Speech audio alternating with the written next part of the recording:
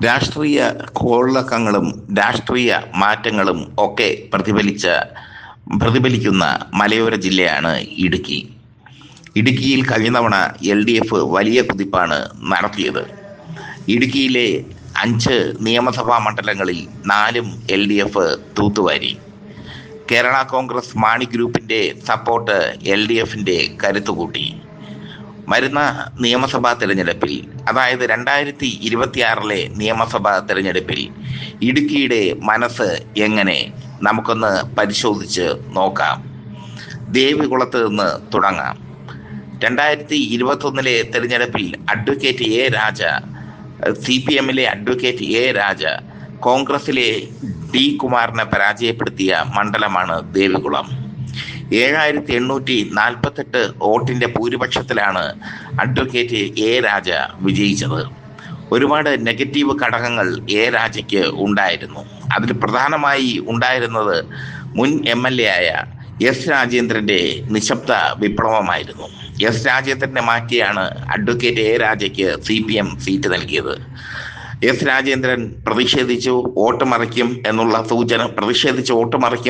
സൂചനയൊക്കെ ശക്തമായിരുന്നെങ്കിലും advocate A രാജ ദേവികുളത്ത് നിന്ന് വിജയിച്ചു കയറി, അതും മോശമല്ലാത്ത ഭൂരിപക്ഷത്തിൽ, 7848 വോട്ടിന്റെ ഭൂരിപക്ഷത്തിൽ.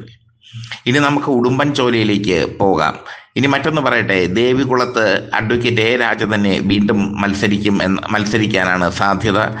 അദ്ദേഹം മത്സരിച്ചില്ലെങ്കിലും മറ്റൊരു സ്ഥാനാർത്ഥി വന്നു കഴിഞ്ഞാലും ദേവികുളം CPMനോടൊപ്പം തന്നെ നിൽക്കാനാണ് സാധ്യത 2026 നിയമസഭാ തെരഞ്ഞെടുപ്പിൽ.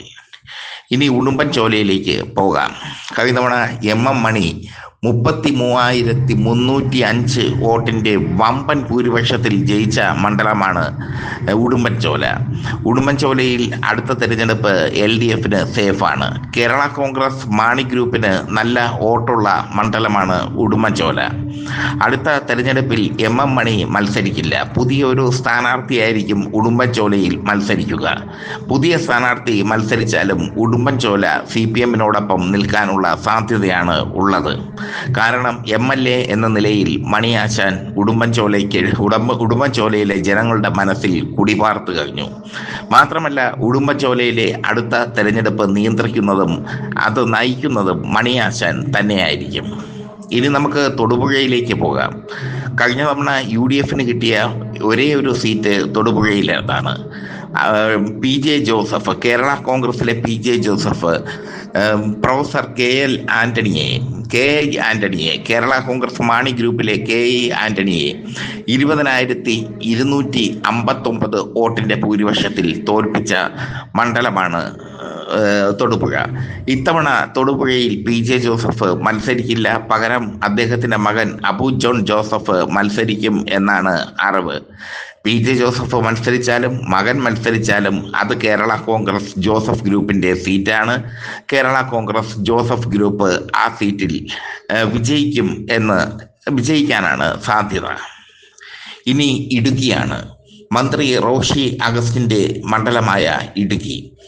റോഷി അഗസ്റ്റിൻ കഴിഞ്ഞ തവണ മാണി ഗ്രൂപ്പിലെ റോഷി അഗസ്റ്റിൻ കഴിഞ്ഞ തവണ തോൽപ്പിച്ചത് ഫ്രാൻസിസ് ജോർജിനെയാണ്. ഡെമോക്രാറ്റിക് ജനാധിപത്യ കേരള കോൺഗ്രസിലെ ഫ്രാൻസിസ് ജോർജിനെ.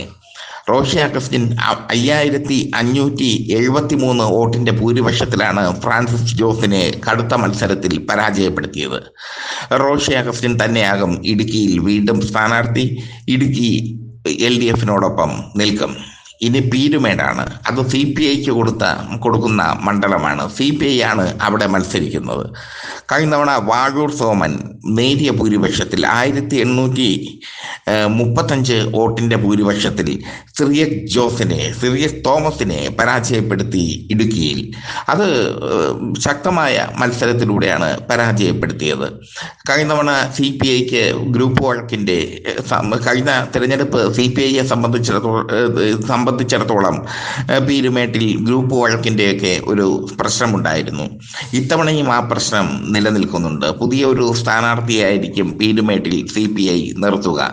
ES ബിജിമോൾ കഴിഞ്ഞ തവണ കലാപം ഉണ്ടാക്കിയതും ബിജിമോളിന്റെ ടീം വാഴൂർ സോമനെ അട്ടിമറിക്കാൻ ശ്രമിച്ചതും CPM പ്രവർത്തകരുടെ ബലം കൊണ്ട് വാഴൂർ സോമൻ ജയിച്ച് കയറിയതും ഒക്കെ വലിയ വാർത്തയായിരുന്നു കഴിഞ്ഞ തവണ. ഇത്തവണ പീരുമേട്ടിൽ CPI സ്ഥാനാർത്ഥിയെ പ്രഖ്യാപിച്ചിട്ടില്ല. വാഴൂർ സോമൻ അന്തരിക്കുകയും ചെയ്തു. എന്തായാലും സ്ഥാനാർത്ഥിയെ പ്രഖ്യാപിക്കാത്ത സാഹചര്യത്തിൽ, CPIക്കുള്ളിലെ ഗ്രൂപ്പ് വഴക്കിന്റെ സാഹചര്യത്തിൽ ശക്തനായ ഒരു സ്ഥാനാർത്ഥിയെ ഇട്ട് കഴിഞ്ഞാൽ സിറിയക് തോമസിനെ വീണ്ടും മത്സരിക്കാനുള്ള സാധ്യതയാണ് അവിടെ ഉള്ളത്. ശക്തനായ ഒരു സ്ഥാനാർത്ഥിയെ ഇട്ട് കഴിഞ്ഞാൽ ആ മണ്ഡലം, പീരുമേട് മണ്ഡലം, കോൺഗ്രസിന് പിടിച്ചെടുക്കാനാകും.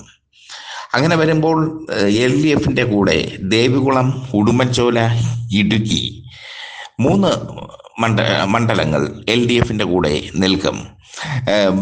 LDF നിലനിർത്തും. 3 മണ്ഡലങ്ങൾ LDF നിലനിർത്തും. 2 മണ്ഡലങ്ങൾ, അതായത് തൊടുപുഴയും പീരുമേടും, UDF പിടിച്ചെടുക്കും. തൊടുപുഴ UDF വിജയം ഉറപ്പാണ്. കേരള കോൺഗ്രസ് ജോസഫ് ഗ്രൂപ്പിന്റെ ശക്തിദുർഗമാണ് തൊടുപുഴ. പീരുമേട് ഒരു അട്ടിമറി വിജയം UDF നേടാനുള്ള സാധ്യതയുണ്ട്. ഇടുക്കിയിലെ രാഷ്ട്രീയ വർത്തമാനങ്ങൾ ഇതാണ്.